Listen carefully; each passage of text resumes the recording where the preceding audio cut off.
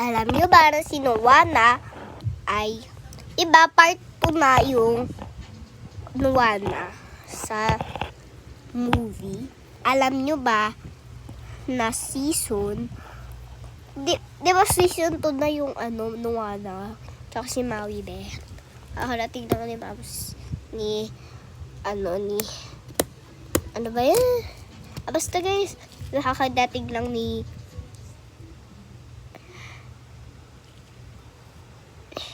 wait lang, inuwala dun sa totoong bahay niya. Because ang niya, it's her sa beach kasi dun talaga siya nakatira. But mahirap yung yung bahay nila. And then meron ng kapatid siya. Yes, nagkasal na. Kahapon yata sila kasal. O bukas yata sila ikakasal. Because, guys, magkakaroon na ng baby si Maui at saka si Nuwana. Yes, buntis na siya. And then, ipapanganak yata siya ng 2010. Hindi pala, 2021. But hindi ever. Tapos na yung 2021. Papanganak siya sa 2027. Yes, papanganak na siya sa 2027. Kasi kanina yung vinlog ko, it's 2025. Today's 2025. And then, di ko i-respect na na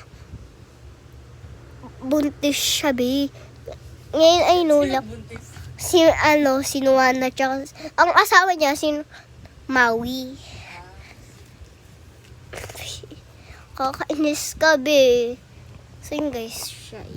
Yun yung sinabi ko kagabi na si Macy Lane. Kasi, I know, because yung cellphone niya na dati pa, bago na yung phone niya yun. Yung phone niya na ba dati pa, it's na kay daddy na yun. Nandun na yung father. Sa father ko na. Pero meron ako, hindi ko talaga respect na magkakaroon talaga sila ng ng anak. Hindi ko alam yung anak na anong pangalan. Ay, hindi pala. Ang pangalan nun is basta yung anak niya is pangalan is Nuwawi.